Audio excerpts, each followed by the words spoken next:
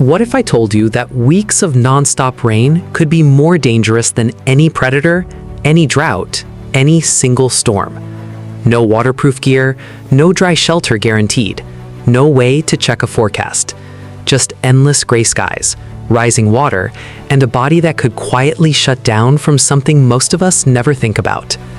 So how did ancient humans survive rain that didn't stop for days, sometimes weeks at a time? What actually kills you in prolonged rain that has nothing to do with drowning? And why does the answer reveal something surprisingly fragile about human biology? Let's go back, not to a single storm, but to entire rainy seasons, monsoon patterns that shaped life across Africa, Asia, and South America for tens of thousands of years. For early humans, this wasn't an inconvenience. It was one of the most dangerous recurring events they faced. Here's the first surprising truth. Prolonged rain doesn't kill through the water itself. It kills through something far quieter: hypothermia. Most people assume hypothermia only happens in snow and freezing temperatures, but research on wilderness survival, including studies published by the National Outdoor Leadership School, shows that hypothermia can occur in temperatures as mild as 50 degrees Fahrenheit if a person stays wet long enough. Wet skin loses heat roughly 25 times faster than dry skin. For ancient humans without waterproof materials, days of continuous rain created a constant, invisible threat. But here's where things get strange.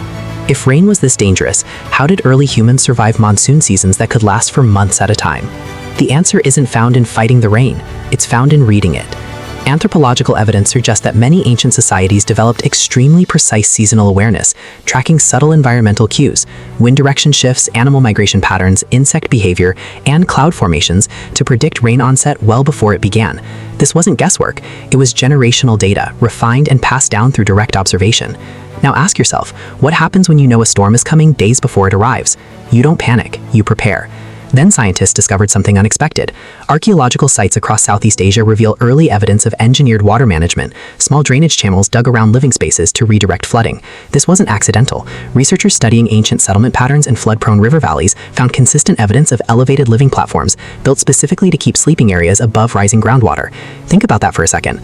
Long before modern architecture, ancient humans were already applying basic hydraulic engineering, using nothing but observation and trial and error.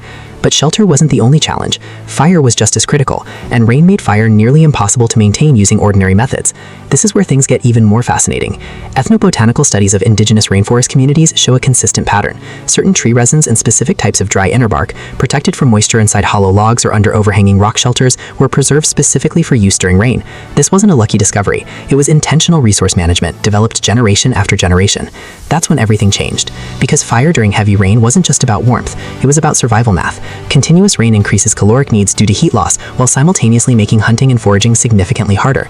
Ancient humans who mastered fire preservation during wet seasons had a massive survival advantage over those who didn't. But here's the real mystery. How did ancient humans manage food scarcity when rain disrupted normal hunting and gathering for extended periods? The answer lies in preparation long before the rain ever started. Archaeologists studying seasonal hunter-gatherer sites have found evidence of food preservation techniques, including smoking meat and drying tubers, specifically timed before the expected rainy season. This wasn't random storage. It was calculated forecasting based on decades, sometimes centuries, of observed weather patterns. Now here's something that should genuinely surprise you. Some researchers believe that this kind of long-term environmental prediction may have played a role in early human cognitive development. Predicting rain required tracking multiple variables simultaneously: memory, pattern recognition, and long-term planning. Some evolutionary psychologists argue that these seasonal survival demands may have contributed to the development of more complex human forecasting and planning abilities compared to other primates. Think about that. The instinct you feel today to check the weather before leaving your house might trace back to a survival mechanism that helped keep your ancestors alive for tens of thousands of years. But there's something even darker underneath all of this. Prolonged rain wasn't just uncomfortable. In extreme cases, it caused catastrophic flooding events that could wipe out entire settlements. Geological evidence from ancient river valley civilizations show repeated instances of communities being forced to abandon and rebuild settlements after major flood events, a cycle that shaped migration patterns for thousands of years. So what does all of this really mean? It means humanity's survival during endless rain wasn't about brute endurance. It was about observation, preparation, and long-term thinking, skills that required a level of cognitive complexity far beyond just reacting to danger in the moment. And here's the philosophical twist worth sitting with. We often imagine survival as a physical battle, strength against nature, but surviving rain that lasted for weeks required something entirely different: patience, foresight, and the ability to prepare for a threat you couldn't yet see. Maybe resilience was never about resisting the storm. Maybe it was about learning to read the sky long before the first drop ever fell. So the next time you glance at a weather app before stepping outside, remember, you're not just checking convenience, you're echoing one of humanity's oldest survival instincts, refined over tens of thousands of years of learning to survive the rain.